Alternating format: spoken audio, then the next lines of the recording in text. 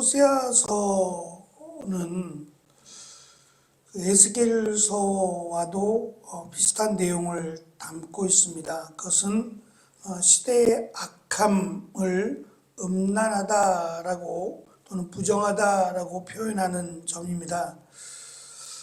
우리가 앞에서 지금 2절부터 9절까지의 내용이 하나님께서 부정한 여인 고멜과 결혼하라는 내용에서 3명의 자녀를 낳고 그 자녀들의 이름들이 하나님과의 관계를 설명하고 그 관계가 끊어졌음을 강조했습니다. 그러다가 갑자기 10절부터 11절 1장 끝에서 갑자기 회복을 선언하고 더군다나 지금 호세아 선지자가 하나님의 심판을 중재를 해서 하나님 이스라엘을 불쌍히 여겨 달라라고 하는 요청도 없고 또 이스라엘 백성의 회개에 대한 부분도 없습니다. 그런데 갑자기 지금 회복에 대한 선언을 하고 있어서 이 부분이 조금 당혹스럽긴 합니다만 이것이 당장이 아니라 조금 더 먼 미래에 특별히 남유다와 이스라엘이 하나가 될 것이다 라고 하는 것은 사실 북이스라엘이 멸망하고 뒤에 남유다가 멸망하고야 이루어질 일이고 한 지도자를 세워서 다시 돌아오게 될 것이다 라는 것도 포로로 잡혀갔던 이스라엘 백성들이 다시 예루살렘에 모이게 될 것에 대한 조금 더 먼 미래에 대한 내용입니다. 그래서 이 부분을 어떻게 해석해야 되느냐에 따라서 여러 학자들의 논란이 있습니다. 과거에는 아마 이 부분들을 그냥 있는 그대로 다시 말하면 고멜이라고 하는 여인도 실제적인 그러한 여인으로 받아들여 왔습니다. 하지만 3장으로 넘어가게 되면 잠시 3장을 보시면 3장 1절부터 5절까지의 내용은 이 고멜이라고 하는 여자가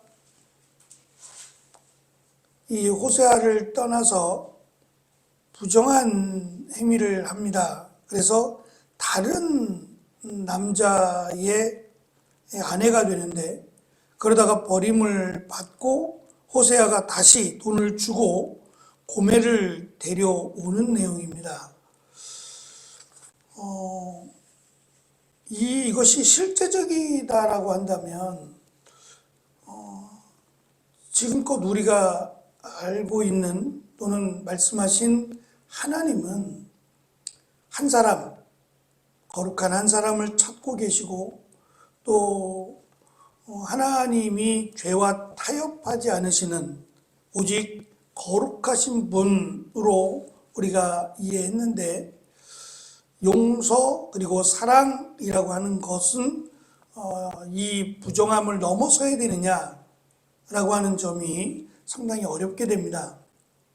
그래서 이 고멜과 관련된 특별히 이 호세아가 결혼하고 낳은 자녀들 이 3명의 자녀들과 관련된 이 부분은 지금 우리가 읽은 말씀처럼 앞으로 발생될 먼 이야기의 사건을 지금 설명하고 있는 것처럼 그리고 계속 반복해서 이 바알을 섬기는 이스라엘 백성들을 강조하고 그것을 비유적으로 풀어가는 것을 통해서 이 고멜과 관련된 이 내용을 비유로 보는 것이 더 타당하지 않겠느냐라고 하는 것이 근래의 학자들의 해석입니다.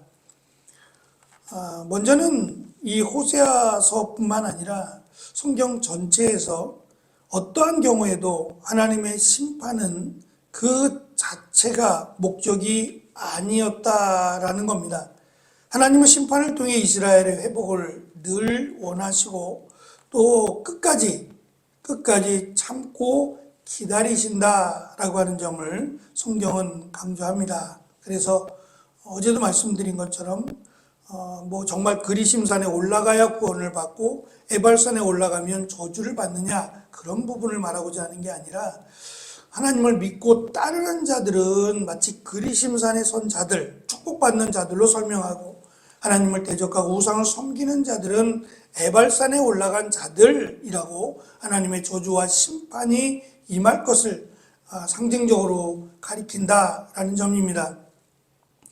그래서 우상을 섬기고 하나님을 거역하는 자들은 하나님이 끝까지 그들을 심판하실 것이지만, 그래도 그들 가운데 하나님을 찾고 하나님을 따르는 하나님의 백성들이 있을 것이며, 그들을 하나님은 축복하신다, 회복하신다라는 내용입니다. 두 번째는 호세아서가 전하는 이 회복은 북이스라엘만의 회복이 아니라 남유다와 북이스라엘이 함께 회복되는 것을 원하신다는 겁니다.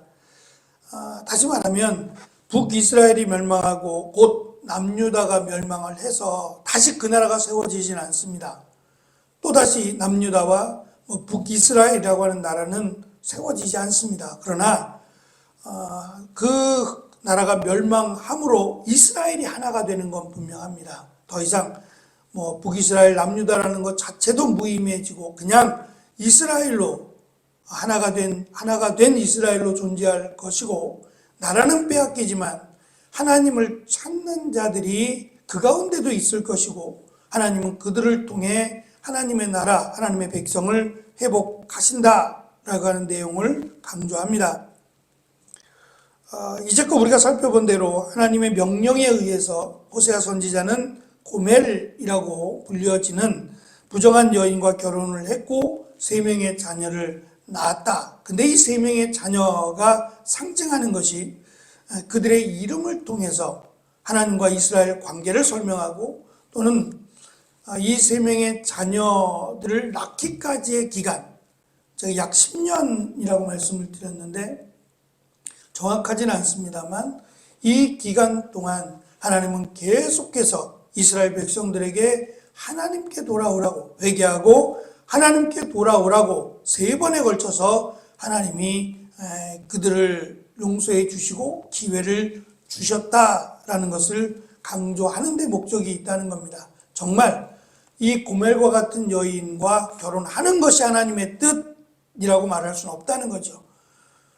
마치 이것이 실제라면 정말 가정에 큰 문제가 생기지 않을 수도 없고, 또 정말 그렇게 하는 것이 하나님의 뜻이라면 우리가 받아들이기에는 참 어려운 부분이 아닐 수 없습니다. 왜냐하면 신약 성경에 이르러서 사도 바울도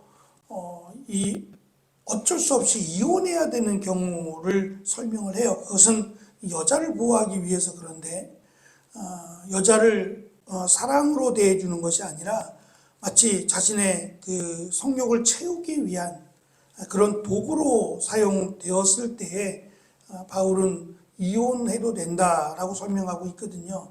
그러니까 이러한 면에서 지금 호세아와 그리고 고멜의 결혼은 정상적인, 그리고 정말 하나님이 원하시는 그런 세상적인 결혼의 모습은 아니다라고 하는 점을 우리가 먼저 이해를 하고 시작을 해야 됩니다. 잠깐 우리가 말씀드린 3장 1절부터 5절은 더욱 그것을 확인시켜 줍니다.